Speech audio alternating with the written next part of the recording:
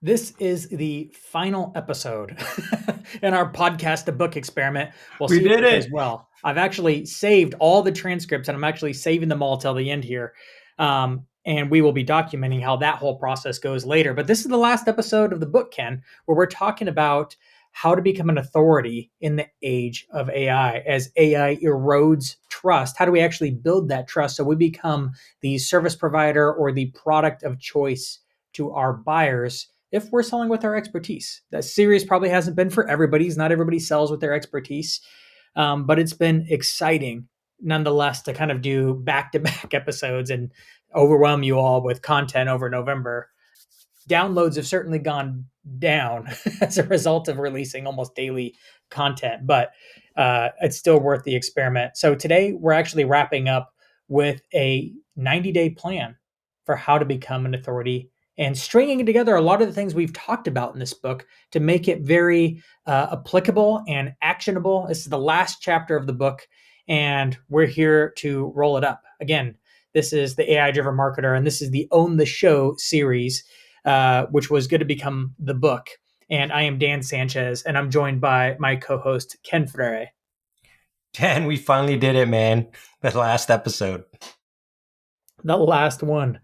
Oh man, Not of the show, I'm kind but of of the like series. anxious to get back to just AI content, but this is important content. And just for fun for the podcast listeners, because we ain't putting this in the book, or maybe at the beginning of the book anyway. Dude, I've become super nervous for marketers. I think a lot of marketers are going to be. I think our you know how big the marketing profession is? It's somewhere between like 500,000 to like 1 million jobs out there. And I Wow. think that's going to start going down over the next year. Like, I think there will be less jobs in marketing in the future because of AI, which means the people who are left are the ones who are probably the ones who master AI and generally build up some kind of authority and are senior level marketers. It's why we're putting this book out there to help people stand out, not just to keep their job as a marketer, but also because I think a lot of marketers will push themselves into entrepreneurial endeavors, be solopreneurs, coaches, consultants, boutique agencies, and all kinds of things. So I'm excited to be putting this out there because I think this is the plan. This is the path. This is the way to stay competitive, and I think is what's going to become an increasingly competitive field. But let's break it down step by step. 90 days to authority. Now, we're going to have two tracks here because some of y'all are starting at the very beginning or somewhere in the beginning, and some of y'all are starting off and you're already going. You're already posting regularly. You already have a little bit of an audience, but you want more. There's more to be had when it comes to gaining authority, but you're somewhere in the middle, the messy middle. So we have a 90-day path for you. Luckily, these two dovetail really closely together. So if you really want to hustle, you could do a 90-day hustle and then do the next 90-day hustle, and they kind of go pretty well together. So let's cover the first 90-day hustle. This is assuming that you're essentially already a professional. And if you're not, you could do this as a student, like if you're actually a student in college, even though we call it the student path. It assumes you're already professional. And we're going to take this for the first, let's see, days 1 through 30 here. The first one is you need to take our podcast assessment. If you haven't already, make sure it's right for you because we're going to be recommending a podcast a lot. So again, go to aidrivenmarketer.com/pod, take the assessment, kind of see if it's a good fit for you because we're going to be recommending it a lot. So do that day one. But week one, essentially, you need to pick your niche. This is worth wrestling over a lot, and I think is a hard part. Yeah. Making decisions is hard. It can be crippling because you're like, oh, what if I make the wrong choice? And it is hard because, putting 90 days of serious effort into this is going to be a lot. This is why I recommend most people are professionals first because they've kind of tasted a bunch of different things. And chances are you're a generalist. Most of us are. But you need to double down into something. You need to niche down into something small enough that there's no more than 30 books published on the topic. If there's one more book than 30, you're too big, go down. It's okay. There's got to be at least 5 books, but no more than 30. 30 is the max books because you're going to need to read them all. You've probably read a few, hopefully, already. But you need to niche down into a topic. If we're talking about marketing, then you're talking about niching down into email marketing, or you're niching down into nonprofit marketing, or maybe both. But generally you're picking a channel, you're picking a lane, because being a general marketer is really hard to sell. Believe me, I've tried. It's just really hard. So, but that's probably one of the hardest parts, is this first part is actually just making a choice. Yeah, and I actually have found that once you make the choice, everything else becomes a whole lot easier, right? And you can move faster. And I'm pretty sure we talked about this early on when we talked about niches, but just in case some people need a reminder, because the month of November, a lot has happened. Like sometimes, and what's been helpful for me is to know that like I'm niching down now, and it doesn't mean I'm niching down forever. It's just for now. And but you need to do that in order to figure out exactly where you're going to angle everything. So making sure that you do that is going to be huge. Once you've made that hard choice, then essentially day 8, week 2 through the end of the month, you have a lot of reading to do, and that's okay. This, in my opinion, this is the fun part. I'm a learner. I like to read. I can read aggressively, and I will listen. I will download, and I usually do audiobooks. I don't know about you, but I use audio to preview, and then if I really like the book, like it's really good, I was trying to take notes while listening to the audiobook. That's how I know it's good. If I'm wanting to write things down as I'm listening to it, then I go and buy the paperback. And then because I've already listened to it, it's easy to skim through and go and find the parts that I want to remember. That's kind of my reading system of how I consume information fast, because I'm listening to books at 2x while I'm running and doing laundry and driving or something. Do you have a different system for piling through like a ton of information?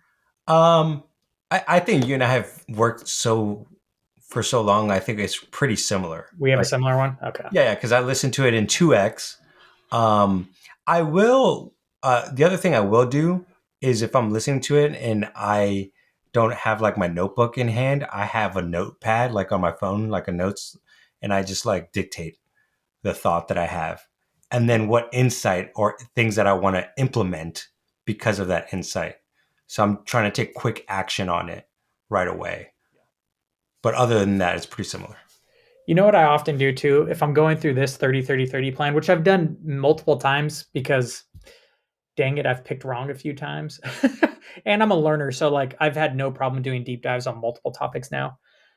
Is I often buy the audiobooks, like all the audiobooks and all the paperback books. Even if I don't really plan on like doing more than skimming the paperback books, I do it for a couple of reasons. One, I like having them all on my bookshelf, especially if it's a topic that I'm going to be in a long time. Because if I'm like making a podcast episode, you like, if there's been a few times I've done it already in the series where I go back and just pick it up off the shelf and then I show people the physical copy, it almost becomes a prop, but it also becomes proof that you've read it, especially when you can go through and flip open a student page and show the camera.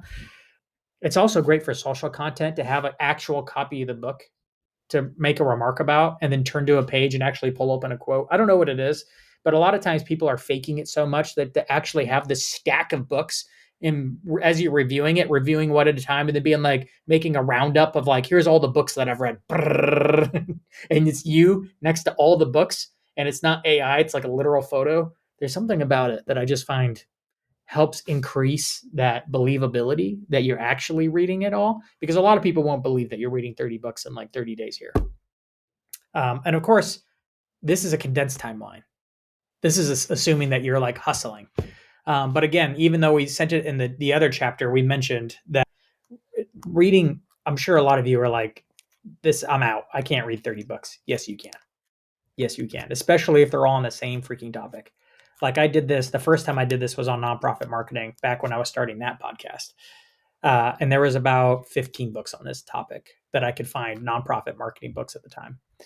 And after the first 5 books, it just got so easy because most of it was like the same repeated information, the same. Here's how you get your donor list. Here's how you send your appeal letter. Here's the follow up sequence. It's like, oh my gosh, everybody's ripping off this one original OG from the 80s. That's when I realized nonprofit marketing is so broken because I read all the books and found out they all reference the same studies. But it becomes easier and easier to get through them. You're pretty much just skimming and looking for new content. So reading 30 or even 15 felt more like reading 5, which you can totally get done in a month. A book a week is a lot, but not when you're listening to it on audio at 2x and then skimming through it, finding all the information. Plus, if that's just scary to you, then thought leadership might not be your topic. This may be a proving point at the beginning. If you can't knock out that many books, maybe this is not for you.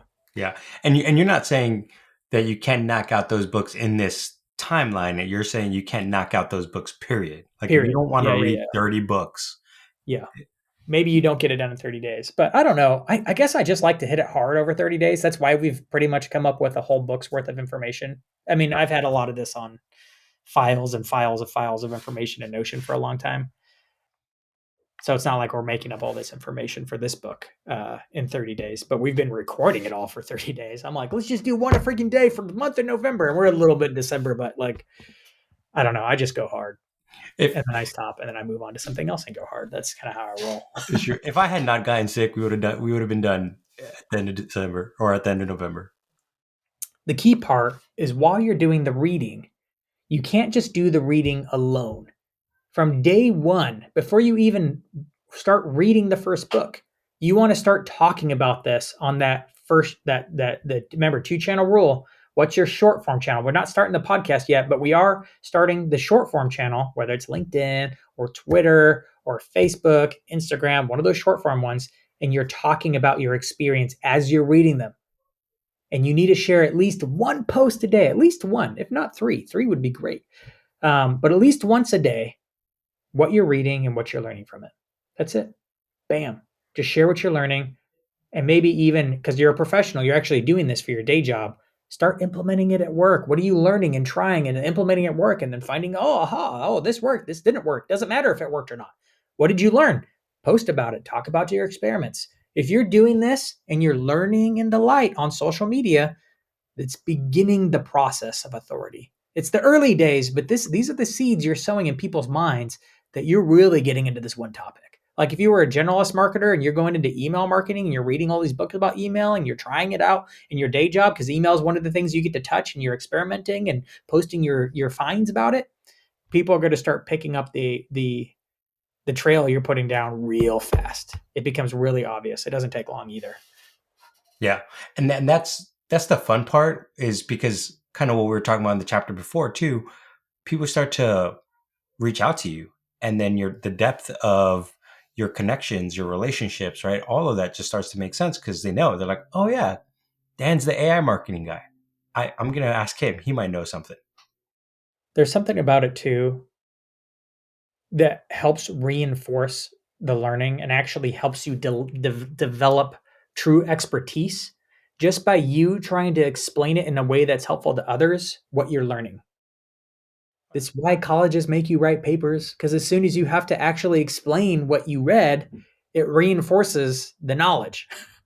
So you might as well put that to work. In college, unfortunately, your college papers count for nothing other than your prof understanding that you learned.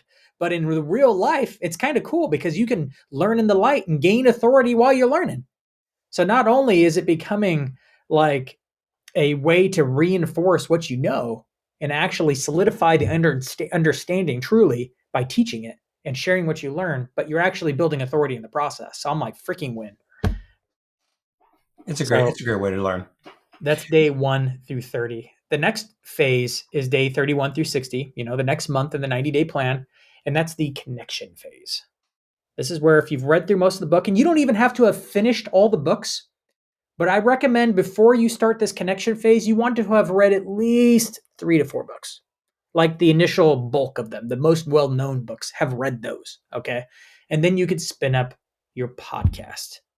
The podcast is a critical thing. We've talked about it a lot in this uh, book Series. because Yeah. it's just it's the best tool for building authority. There's no way around it. I can't. There's many ways to build authority, but we just find over and over again that the podcast accomplishes so many different parts, so many different factors of it, and building relationships is one of those.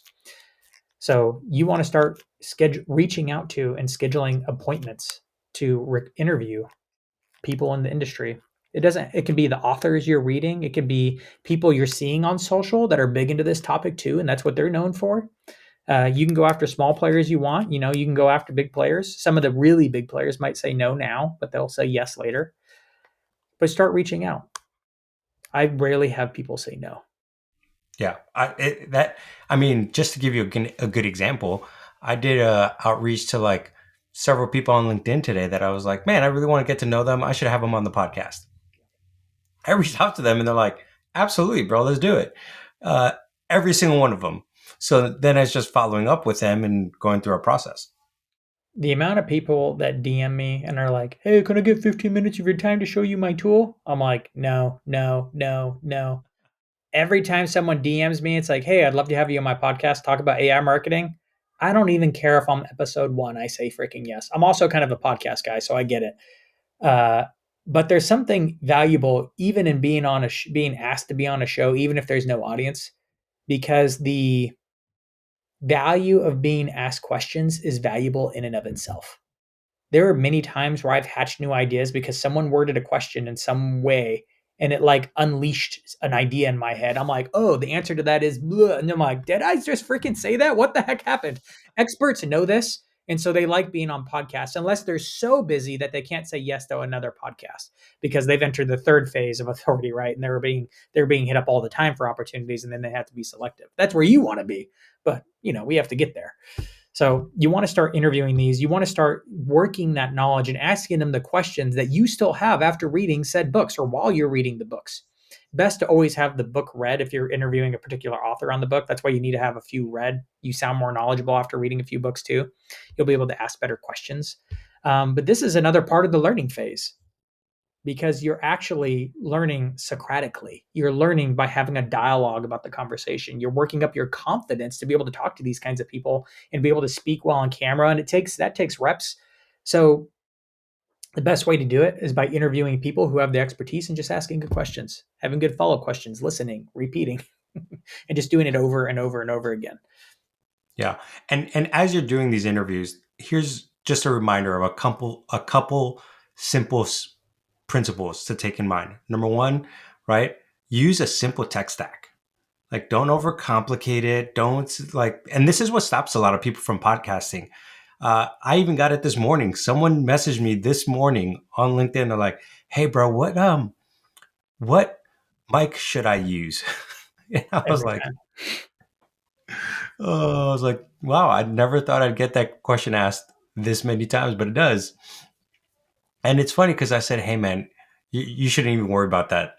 And like just kind of helping them step by step process of just use this as your tech stack because it's simple, it's quick.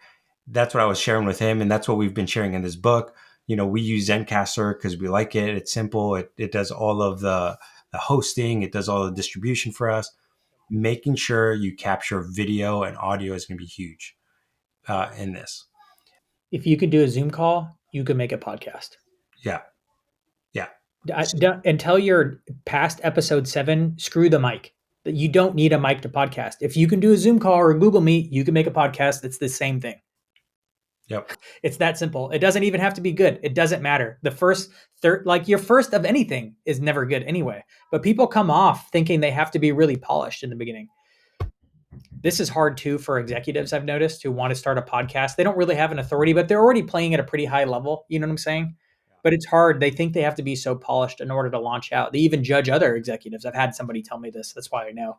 They're like, oh, he came out rough. I want to come out of the gate polished. I'm like, dude, that's just pride. Go back to being a student, eat dirt for a while, and then get good.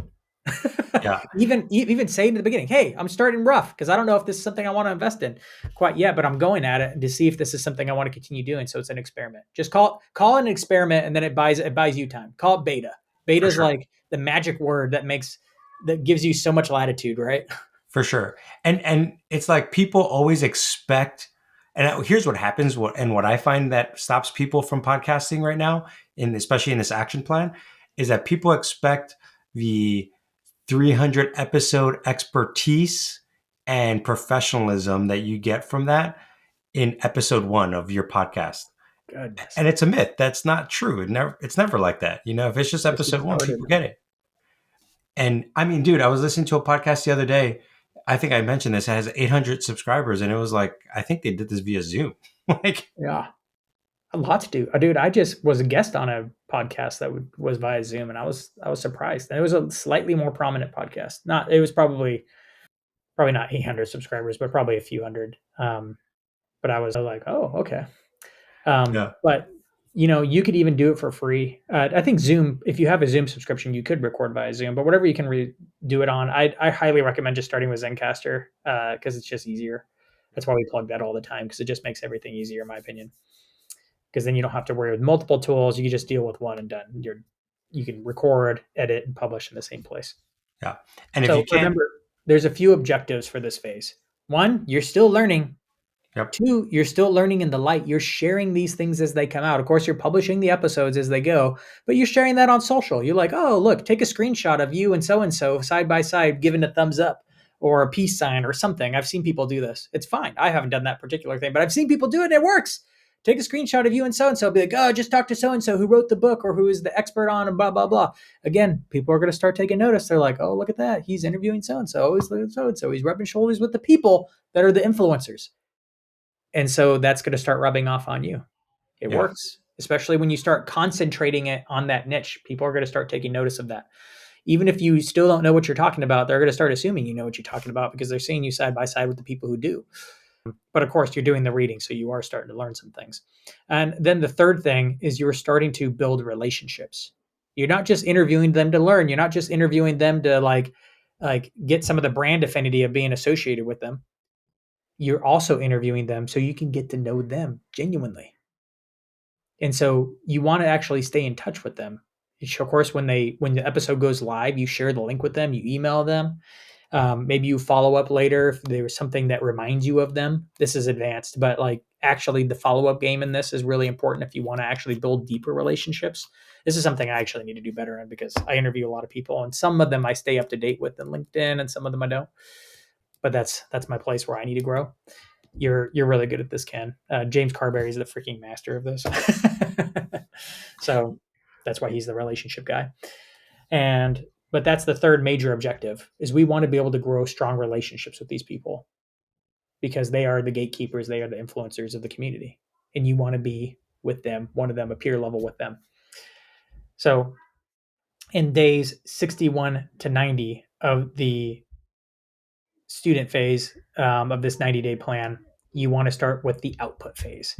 This is where you're taking your learning and you're solidifying your learning now by either creating long form blog posts, could be a newsletter, but it's a long form piece of content that answers the most basic questions. This isn't new and novel ideas yet. You're just synthesizing your own point of view on some of the most basic, like most frequently asked questions in your industry.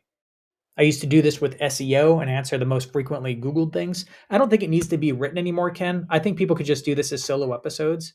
But you do have to take the question that people have and then produce a whole episode around it and try to answer it better than anybody else has. You can't do this well until you've read all the books to figure out everybody else's answers. To a general degree, you're actually synthesizing everything you've heard from others and then laying out. And you can source them and be like, oh, so and so says this, but I find that I would add this, and then I layer in this person's expertise to make this holistic answer, right? All you're doing is synthesizing everything you learned to answer the 30 most frequently asked questions, hence the 30-30-30 plan. 30 books, 30 interviews, 30 blogs or long form podcast episodes. What would you add to that, Ken? I think the one thing I would add is that, man, sometimes people would feel nervous that, well, couldn't AI just do all this for me? Or isn't AI just going to replace me? Well, remember, the whole point is that you're becoming the authority that AI is going to actually use if you start writing about this. So if you record all this information, then you could take that information and use AI to make it into a blog or a newsletter or threads or clips, whatever it is. That's the beauty of this whole thing. So don't be afraid that AI is going to come and like take away your authority or your capacity to be an authority. It can enable you if you use it the right way. You definitely want to use AI to repurpose content, but you still have to start with original content. You still need to get in front of the camera and give your spiel on how something works. And this part takes time. Okay, we're talking about 30 episodes in 30 days here, and it doesn't necessarily have to be 30. The 30 number isn't magical. I just picked 30 because I noticed that a lot of niches, if you go down deep enough, don't have more than 30 books. because I've done this a number of times and I've just noticed they range between 5 and 30. And if there's more, then it's too big. You have to niche down again. So that's where the 30 comes up. Also, 30 is a nice, just round number. But you want to start answering the most frequently asked questions. And if you do 30 interviews and then 30 posts or 30 episodes where you're answering the most basic questions, and it might just be a 10-minute episode, it might be a 20-minute episode, depends. Generally, when I do solos, they're about 10 to 12 minutes. And that's me explaining concept or answering a question. So you want to do those. It starts to get you in front of the camera, not sharing it, but actually getting you in front of your audience. And remember, most of your audience hasn't heard all the best information because they haven't read all the books. That's right. So now you have, and you probably discovered some pain points that maybe you had before, and you're like, oh, now that I've read all the books, I found some of the answers. Fantastic. Share that with your audience. Share it where you found it, how you wrestled with it, how it was an answer to it. Share the story behind all of it. If you have backstory on any of these things, like this, that's part of the episode. That's what makes it fun. That's what makes you unique and original and something people can actually relate with because you've been there. You've felt the pain. Yeah, I'll give you a great example of how this is super powerful. I uh, I'm getting ready to teach a class at church on discovering your God-given purpose. And it was fascinating because I just forgot how much of I've read so many books on that topic, and I haven't taught this series in a few years. So I'm like looking through my notes again and looking through everything, and I was like, oh my gosh, I don't think there's been that many people who have read this many books on this topic. Like anytime a new book comes out on it, I've read it. I'm like, I can devour it, and I can start seeing different people's worldview and or how they interpret things, and I'm like, oh, this is powerful to know when are able to synthesize people's thoughts and actually bring more clarity to people. You are going to become way more stronger in authority because people can find a solution faster because of you, and that's what they want. So true, dude. It's to be an authority, you do need to eventually come up with unique and helpful ideas. That's in the next phase. But to the platform that you need to build first is being known for that level of expertise. You have to be known as an expert before you can become a thought leader for unique ideas. You kind of have to build the base of understanding of people knowing. That's why I'm like, even if you're already an expert, literally you have a PhD in the field, but you've posted zero to social, you should probably still do the 30-30 plan. Yep. Go dust off all the books on your bookshelf and go back through reading them and sharing what you've learned through them. Go and interview all the people that you maybe or you've read before, but you probably haven't actually had conversations with them. You need to go through the 30-30 plan. You're already an expert. Doesn't matter. Go low, be humble, be a student. Because again, if you just come out swinging because you're already the expert, no one's going to believe you. That's why you want to go low, be a student, learn the light, go be humble and just share what you're learning again, and people will figure it out in a more easy, like a easy to approach way. One last thought I had on this, as you were talking about like going through the material and having seen people like light up based on like basic truths, you're like, dude, this Yeah. is like so beginner. Dude, that happened to me recently. Amy was hanging out with a mutual friend. He's like, I shared some information with somebody when it was in like a youth ministry situation. A teen was having a hard time, and he shared like some advice with her. And he turned to Amy, my wife, and was like, "You know where I heard that from? Dan Sanchez." I'm like, "What the heck?" He's like, "Yeah, he shared it at a men's retreat as a training a long time ago." It was like that concept of like, don't focus on the gap. Like gap Oh thinking, yeah, kind of like from Dan Sullivan and Benjamin Hardy. I yeah, essentially shared that and then it put like the biblical spin on it. But I'm like, oh yeah, that was so basic. But you forget that the basic things that you know and use all the time is new to somebody. Somebody hasn't been introduced to that trick, that method, that tactic you learned long ago, or that you picked up recently through all the reading. Somebody hasn't learned it. yeah, So you have to cover the basics over and over again. So you might as well teach it now. yeah. And with that, don't be afraid to share those basics. People might be like, "Oh, I All need the to time. share something unique." Man, I can't tell you how many times I feel the same way where I'm like, "Oh, I got to share some massive expert thought advice that like it's going to blow everybody's mind." Man, if I go too deep, no one's going to read it. It's like sometimes the things that hits the hardest for people are the simple, profound truths that I post. And they're like, "Oh my gosh, I didn't even think about it that way. Like even when I talk about podcasting, sometimes I'll write like, here are the top 10 ways I've used podcasting. It blows people's minds. They're like, oh, I thought it was just one way to use it. I'm like, no, man, it's so versatile. Swiss Army knife. Yeah. So that's the 90-day plan. You read 30 books, you interview 30 uh, influencers, and then you publish about 30 pieces of content to synthesize your ideas on the most frequently asked questions. Doesn't have to be unique. But in doing that process, you've laid an amazing foundation for becoming a thought leader, but you're not one yet. And that's when we're going to go to track 2. For those who are kind of like already in that motion, they're already creating, maybe they have a few thousand followers on LinkedIn and they've been at it for a year or two, maybe longer. Maybe you've been at it for a long time, but you've already got some influence. You already have some cachet. Maybe you already even have a podcast. You've been doing this for a while. You probably need to start with track 2. But I highly encourage you, if the 30-30 plan seems like, oh, I haven't quite done it that way, well, maybe just start there and do it.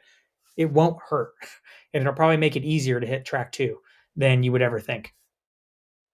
So with track 2, we're kind of leaving off with where we ended in track 1. Because track 2 assumes you already have read all the books and you know all the stuff and you know it inside and out. And there's hardly a new concept that somebody else has published that you haven't heard before. If you're at that point, then maybe you should be at track 2. So day 1 through 30 for track 2 here is to start the packaging phase. The packaging phase. This is where you need to do an audit of what I call the idea portfolio, which we covered in the packaging chapter. You want to actually start looking at all your different unique ideas.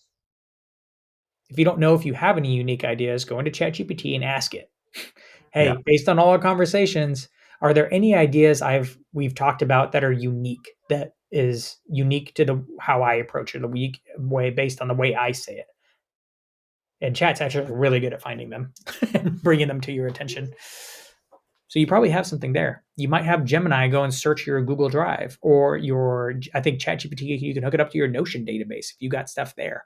You can take all your LinkedIn posts, export it. Yes, just Google how to export LinkedIn posts. There's a way to do it.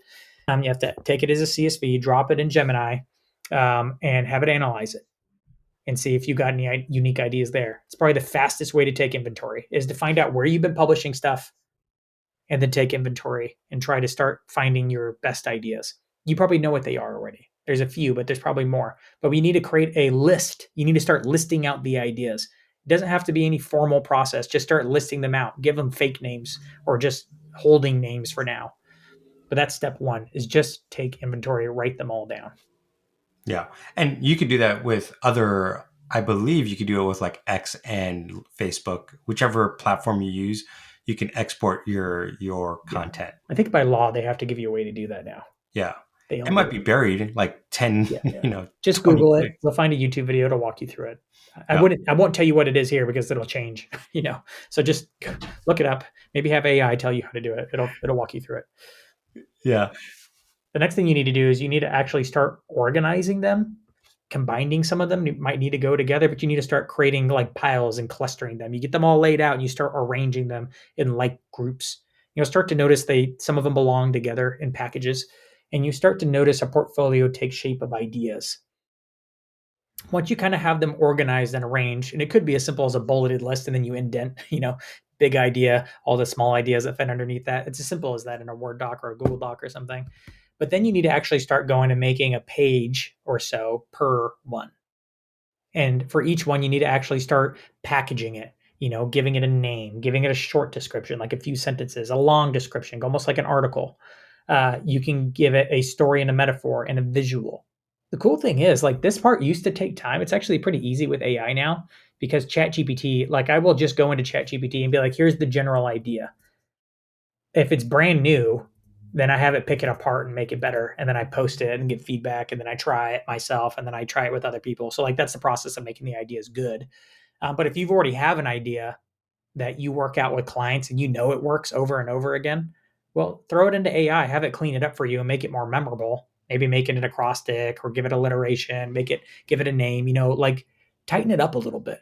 Some of it's not just how strong the idea is, but how strong it is for people to share the ideas is the game. So you actually need to tighten it up and make it more easy for people to share by name. So people can like, oh, have you tried Have you tried the challenger sale method yet? That's somebody's intellectual property. That's somebody's thought leadership. The challenger sale, which is actually a collection of ideas on how to do challenger sale, right, for Yeah. salespeople. Hence, they wrote a whole book on it, and they've been leveraging that sucker for like 15 years now. Still Every going tech strong, SaaS challenger company sale. has been milking it. There is a little pro tip for people here that as they're trying to use ChatGPT, all this stuff. Well, we've mentioned this before. Sometimes ChatGPT and Gemini, they don't come up with the best alliterations or the best titles, right? You have But got it. yeah, they it's a good first phase. So this is the pro tip. Once you have the first phase, do a little bit of editing and then ask some of your marketing friends, right, who might be able to give some insight. Be like, okay, hey, reword this, tweak this here and there, right? That has the human touch element, especially if you don't have a huge marketing eye. I think a lot of people listening to this podcast might have it, but I'm also thinking about people who might read the book afterwards or listen to this who may not be the best marketer or copywriter. This is going to be a huge tip for you. Use ChatGPT, then ask a friend to kind of proof it. Once you've done all that work and you've started packaging ideas and categorizing them, after you package them, you might find that, oh, some of these go together. Once you've packaged quite a few of them and you start arranging them in groups, start naming the groups even, you might find that there is a general through line for a lot of them. Again, this is something you can ask ChatGPT, what's the general through line for all my ideas that's unique about me? And it will give you some ideas to go off of. But you need to find something that's something unique about a bunch of these ideas. It doesn't have to be all of the ideas, but generally a lot of your work as a thinker. What's a common thread through all of them? Whatever that common thread is, you want to take that and some of the bigger ideas that you have that you want to lean with and start with. This idea of even of authority is becoming a big one for this show, the AI driven marketer, because this is the missing piece. You need to be AI driven, but you also need to double down on the things that AI can't do. Well, the human edge, I've called it. Now I'm starting to just call it building authority. These are the two things that are going to make you a superpower marketer because it's the things that AI can do and things that AI can't do. So these are becoming major pillars. It's the AI driven human first coming together. And then you want to look at all of your brand profiles, your personal website, your LinkedIn profile for sure, but all your other brand profiles and start rewriting them and start repositioning yourself around these ideas across all these profiles. This part's hard too because it's one of those things where it's probably easier to have somebody else work with you on it because they have fresh eyes and it's a little harder to work on your own stuff. But it is possible. You can probably push it to a certain degree and then run with it for a while and then have somebody else look at it and, make it better. The next part is day 31 through 60 and that's the growth phase. This is where you need to like double down on content. You're probably already doing content, but this is where I recommend commit to the 2 channel rule. Go all in on a podcast and LinkedIn or some kind of long form and short form channel and just commit. We're going all in on these 2 channels and we're going to publish at least weekly on the long form, if not a couple times a week, and daily, if not a couple times a day. That's what we're committing to with the 2 channels. And you need to do that for 30 days in a row. It's really hard, but I promise if you there's nothing quite like setting yourself a goal of posting every single day or multiple times a day. It's hard at first, it gets easier and easier and easier. Like working out is hard at first, and then your muscles get stronger, and then now it's easy. Right now, I finally hit like a new point in rowing. I started rowing at the beginning of the year, January. It's December now, and I started like 15 minutes of rowing for me was a lot. And then I worked my way up to 20 minutes, and now I'm up to 30 minutes, and I feel like I could easily go to 40, 45 minutes. I'm like, man, it took a long time, longer than I thought. But if you're doing it regularly, then it just gets easier and easier because now 30 minutes is like nothing. I'm like, oh, is 30 minutes gone? Okay. Yeah, That's how it is with content. it is. I mean, I'll give you a great example. I think this last month in November when we did this podcast challenge, I was posting 2 times a day on on LinkedIn, and that's the most I've ever done. I mean, normally I've done like one post for 5 days or 4 days, but not like, hey, every day, 2 times a day, except for the Thanksgiving Day through Sunday because I got sick. Um, but man, it reveals a lot. And when you commit to it, you start to grow quite a bit. And people will start coming out of the woodworks when you start doing it. And you start following all the tips that we shared about on how to grow on LinkedIn. So don't be afraid to do that.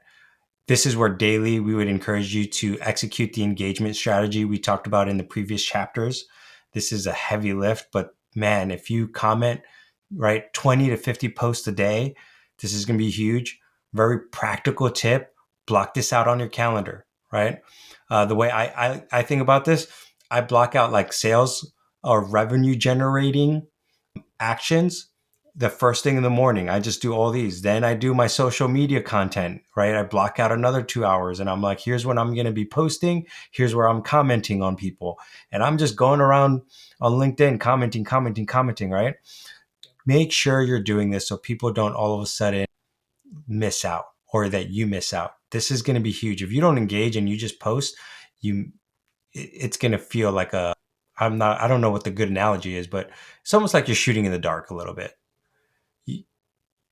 I don't know what it is, but there's something, especially for LinkedIn, but this is also pretty true for X. If you're not cranking the engagement wheel, it's kind of like you're putting content into a feed and they're just kind of like, they're just falling flat. But if you're cranking that engagement wheel, man, like they get distribution, man, because people are interacting you. They're going to your profile and LinkedIn's like, oh, look, so these people are interested. But it's like by manually doing hand-to-hand combat and engaging with like 20, 30, 40, 50 people a day, bam, bam, bam, bam, bam. And people are starting to show up. People are starting to recognize you because you keep commenting, they keep seeing you in all the other influencers posts. So you're like, okay, like this guy means business. And that's just how it is in the beginning. You have to put in a ton of manual effort in order to begin getting the traction to where you can let off a little bit. This is just a temporary thing, but the longer you can hold it, the farther you'll be able to go. I go through periods where I'm like engaging heavily for like a month, 2 months at a time, and then I wind down. And sometimes I go dark for a little while, and then I come back and start engaging heavily again. I will say that I found that the people who can stay pretty consistent do better, but I don't know how they do it. They're Dude, like, yeah, well, if you didn't go so hard, you wouldn't burn out. But I'm like, I don't know. I just prefer it that way. So pick and your there's lane. like there's things that people could do. Like I am definitely more of a consistent, like every morning, here's when I do things. I'm more regimented in that stuff. Yeah. But man, sometimes it's okay. Like when I think about consistency and creating content, or the difference between consistency and creating content is that I would rather you be creating content than focus on consistency. And what I mean by that is that sometimes people like, because they don't have a framework of like, oh my gosh, I'm not being consistent. They just don't create content at all. And it just kills them. And I'm like, just create content. If an idea comes into your head and you got 5 minutes to post it, go post it, right? Like go take the time to do it. And this is what this action plan is all about, is like you legitimately just taking action on all the thoughts that come to your mind. And now you don't have any excuse. You have ChatGPT. Dan has built a InstaPost, right, with LinkedIn. Um, uh, it's a custom GPT that you could get for free. You could put that in the show notes, right, where you can legitimately just be like, I have an idea. Here's my idea, and it fleshes out your LinkedIn post. You literally have no excuse to not go do this and make this happen. You notice everything we've talked about in both of these plans are things you control. Yeah.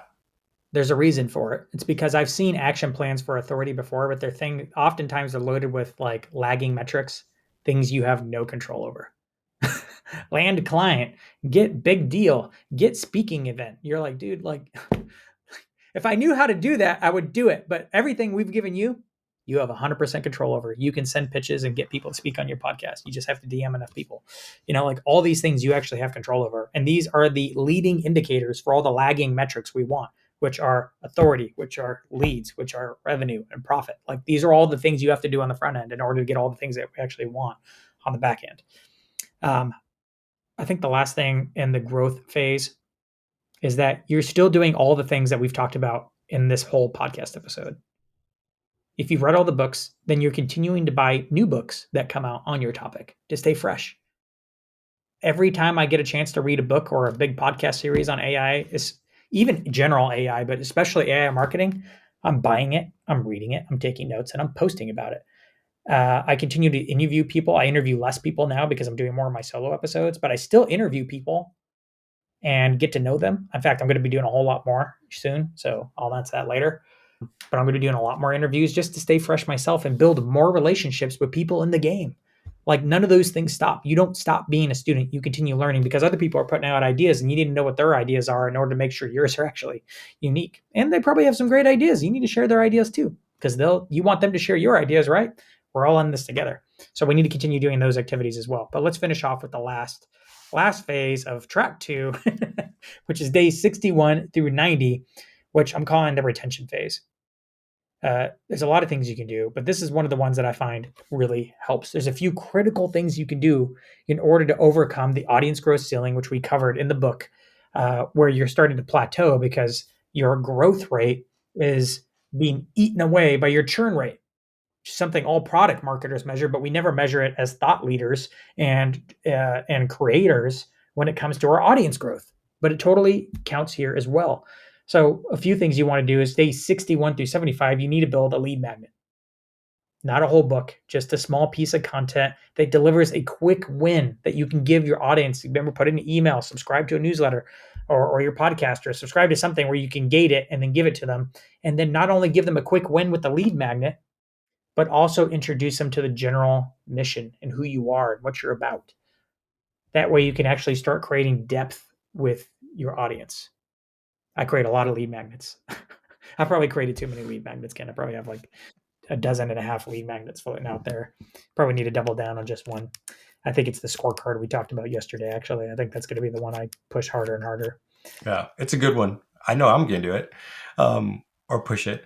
But yeah, I'll say this for a lot of people: when you start building lead magnets, you're going to build in this action plan one lead magnet.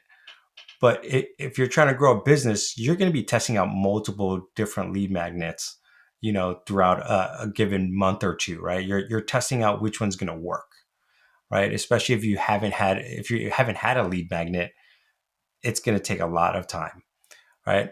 But once you do, you'll still need a good 5 or 6 lead magnets that you can rotate through, that people are going to want to engage with. And I'm pretty sure we talked about this, but one of them is going to be a lead magnet to your newsletter, or a lead magnet to something that you're selling, or a lead magnet could be a micro problem or a problem to the overall solution that you're going to offer later, right?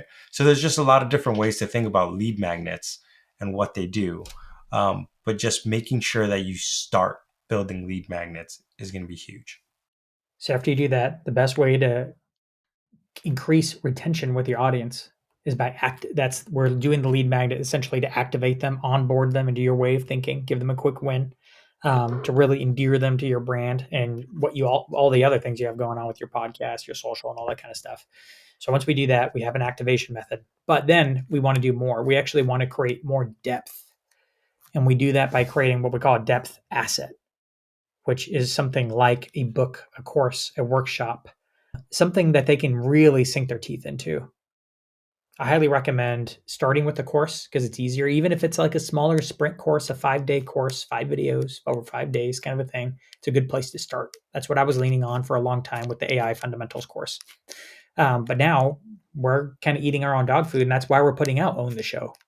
We're building this book podcast with via podcast episodes in order to create more depth for the audience of the AI driven marketer, because it's no longer going to be enough just to be AI driven. We need to build our authority as well in order to stand out and have essentially put humanity back into AI. Otherwise, AI is just going to be creating slop in mass. It's the authority and your expertise and your actual experience and all this stuff that we're talking about in this book that can actually run like this with AI is unstoppable, which is why we're doing this. But we're creating depth by creating the book, and we'll be giving the book away for free in the audio book. But of course, people will be able to buy the paperback and the Audible book and all that kind of stuff too. And then we'll be talking about it throughout the whole year. But the reason why we're doing it is because we want to add depth to the AI driven marketer. You need to think about how to do the same. And maybe you do it via podcast, or maybe you use it to create a course, but whatever you do, you need eventually, once you're farther on, this is more towards the end, you want to start creating these larger assets, starting with one. then eventually 2. That's why like the OGs of like the authorities out there, they usually have written multiple books. Gary Vee, multiple books. Pat Flynn, multiple books at the rhythm of like one every other year or so. It's kind of the rhythm I've noticed people, the big OG thought leaders do in this space anyway. So you kind of want to start thinking along those lines. What big piece can I do once a year or every other year? Yeah. And as we wrap up this conversation about this action plan, we want you to take this, the 90-day authority plan, and say, okay, I'm going to make it my own. We've given you a template. And with this template, we couldn't add everything that we've talked about in the book, right?